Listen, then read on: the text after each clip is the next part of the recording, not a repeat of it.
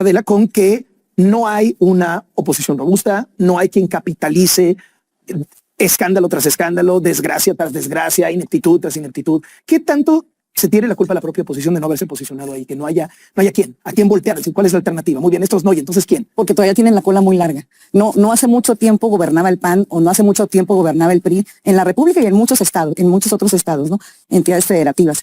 Y fueron gobiernos muy corruptos, cola muy larga. No tienen calidad moral, no tienen propuesta, no tienen antecedentes, no tienen currículum para decir nosotros vamos a señalar esta corrupción. ¿Por qué no la señalaron en el pasado y por qué la cometieron? Hola amigos, un gusto saludarlos. Hoy viernes 31 de octubre del 2025. Carlos Loret de Mola rompe con el PRI de Alito Moreno, rompe con el PAN de Jorge Romero, porque dice que son partidos que ya no son funcionales. El primero, pues sabemos que Alejandro Moreno pues está en la debacle, tiene a un dictador como presidente del partido, y Jorge Romero tenemos a un presidente del PAN por ultraderechista, conservador, neoliberal, prácticamente en contra de los beneficios.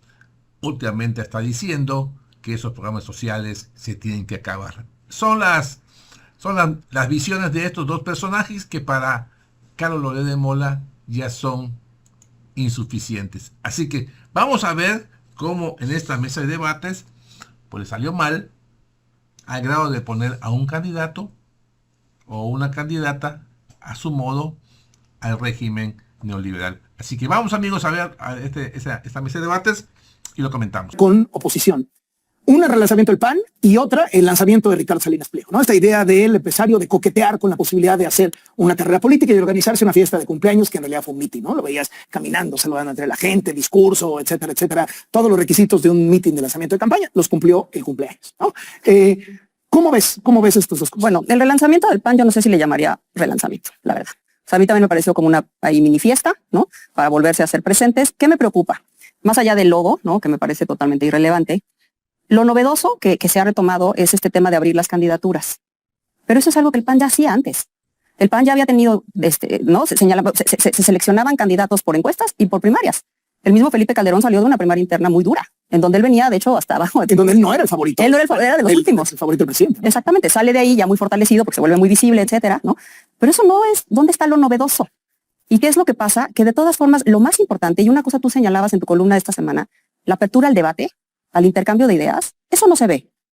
Y la otra es el control de los recursos. Antes el PAN, los recursos públicos sí se los distribuía a sus candidatos para que hicieran campaña. Ahorita eso no parece que va a ser. Van a seguir controlando esos recursos y por lo tanto ellos van a seguir controlando los contenidos de campaña y las decisiones estratégicas de campaña. Entonces, por mucha apertura que haya, yo ahí no veo realmente una renovación. ¿Y cuál es el problema? Que sigue siendo el mismo grupo que realmente ha estado muy cuestionado y que en resultados, ya más allá de sus acciones políticas y públicas, en resultados no ha dado un buen saldo. Antes de pasar, Salinas Pliego, el PAN.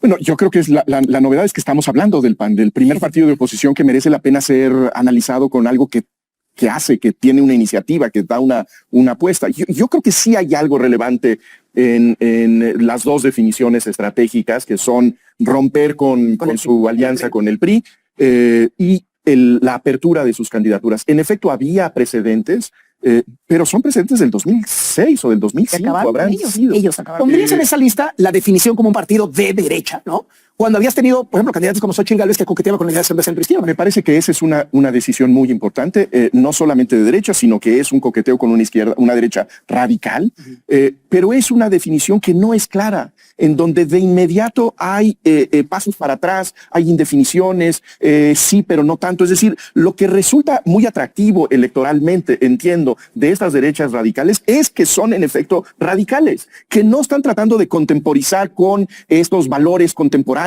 progresistas, sino que se atreven a lanzarse con todo por esa apuesta de la libertad, la patria y la Trump, Milei, exactamente. Bolsonaro, Meloni. Meloni, el de El Salvador, ¿no? Esa podría ser una vía electoralmente razonable. A lo mejor hay ahí un espacio para crecer. No es que me guste, pero tiene sentido. Lo que veo en Acción Nacional es que toman una decisión y de inmediato dan reversa, incluso en términos de las alianzas. Hasta en las alianzas. Entonces es un relanzamiento en donde no hay el trabajo político para que se expresen distintas posiciones, para llegar a un consenso pactado y no hay una determinación firme. ¿Cómo lo viste, Adela? Coincido, no se ve firmeza. Hay muchos actos que ya sucedían. El primer gobernador de oposición del Partido Acción Nacional, Néstor Rufo, era un ciudadano antes de ser candidato del PAN, venía de un organismo empresarial en el puerto de Ensenada. Entonces sí hay Fox mismo, ¿no? Fox mismo, exactamente. Entonces no hay firmeza. Llegan tarde a la derecha radicalizada, precisamente por los ejemplos que mencionaron en el mundo, pero no le entran de lleno tampoco. Entonces sí es una renovación que no parece renovación, muy tímida, muy sin fuerza y realizada por las mismas personas que han estado los últimos años administrando las derrotas, que han ganado de las derrotas, pedacitos o migajas de poder por aquí y por allá, nada más para mantenerse en una posición de negociación política con los partidos que sí tienen mayoría, ¿no? Pues sí, creo que el rasgo de todo esto es la indefinición con la que se presentan. Es como si yo viniera a tu programa de Smoking mañana y dijera, estoy haciendo el relanzamiento de de Héctor de Mauleón. Simplemente es así de estúpido.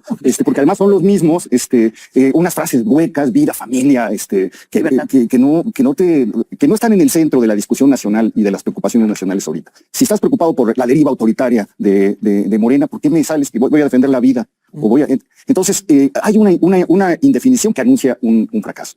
Por otro lado, es exactamente el mismo grupo intentando cambiar un discurso que además ha sido muy cuestionado porque en la lucha histórica de derecha contra izquierda, el PAN ha llevado la peor parte en una sociedad que aprendió a desconfiar de la derecha políticamente, que aprendió por lo que sembró el PRI y por lo que ha pasado desde finales del siglo XIX, donde se tiende una línea entre los conservadores que trajeron a Maximiliano con los que están vestidos de azul porque son la derecha y que apuntaló muy bien López Obrador, fue muy efectivo en traer esa discusión del siglo XIX, atravesarla 150 años para plantarla ahí. Entonces, es una apuesta muy, muy arriesgada porque tienes el antecedente pues, de los que trajeron a Maximiliano, tienes el antecedente de los cristeros, tienes el antecedente de todo el sector de la sociedad que se opuso a los que te vendieron como los cambios trascendentales de México, desde el liberalismo hasta la revolución. Y entonces, pues tomas la apuesta simplemente por oportunismo político para ver todo lo que están dejando de lado, esto lo voy a tomar yo bajo la idea de que los que están en desacuerdo, pues por alguna sombra se van a arrimar.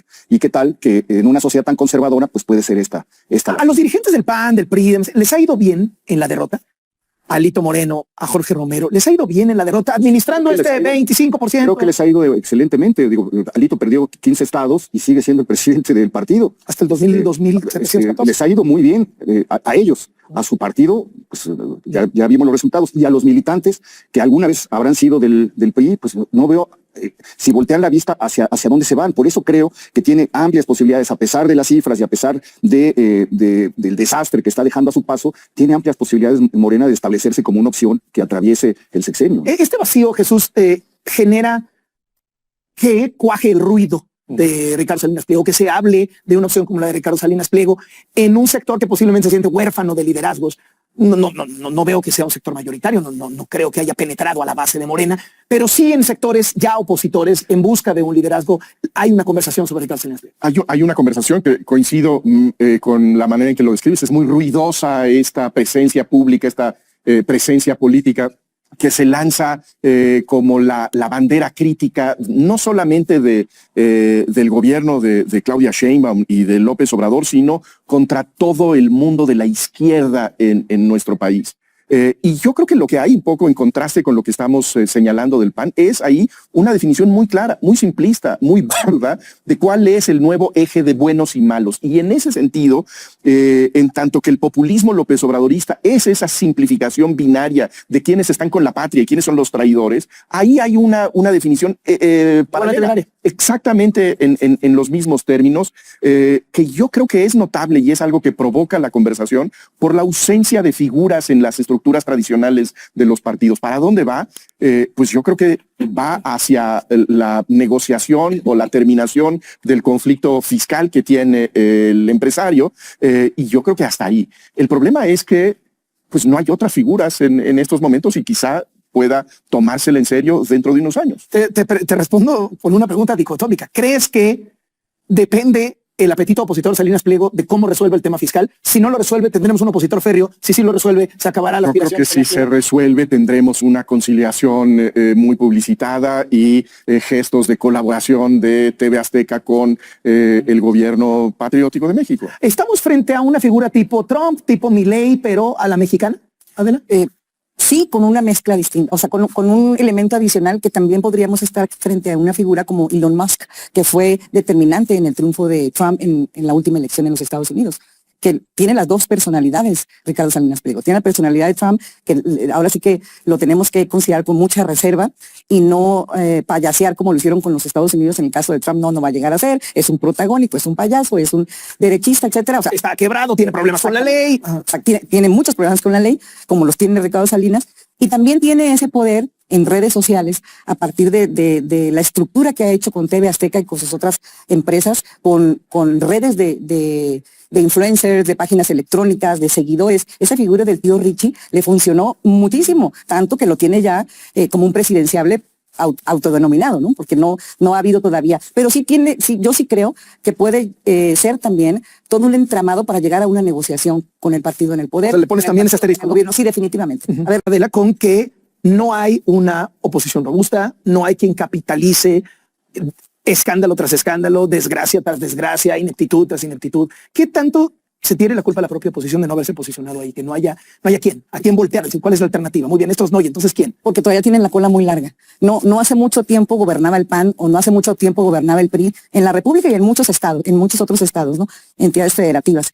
Y fueron gobiernos muy corruptos. Baja California, Sinaloa, Veracruz, muy corruptos. Entonces todavía, y los partidos de oposición ahora, antes del poder, no atravesaron por esa transición a ser un partido de oposición, a limpiar. Entonces tienen todavía la cola muy larga, no tienen calidad moral, no tienen propuesta, no tienen antecedentes, no tienen currículum para decir nosotros vamos a señalar esta corrupción, porque no la señalaron en el pasado y porque la cometieron en el pasado. Y no se han preocupado del 2018, vámonos al 12, hasta la fecha, por formar nuevos cuadros que estén alejados de estos gobiernos que fueron corruptos. No hay nuevos cuadros en los partidos.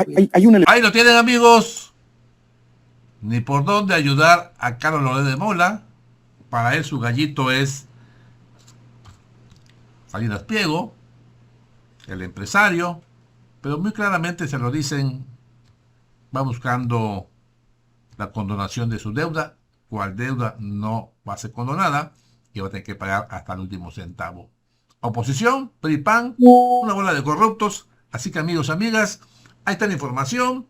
Saque sus conclusiones y mándenme sus comentarios. Yo aquí los leo. Gracias por su poderoso like. Gracias por compartir la nota. Y del mismo modo lo invito a que se suscriba a su canal Legión Política. Les recuerdo, yo soy Francis. Nos vemos pronto. Adiós.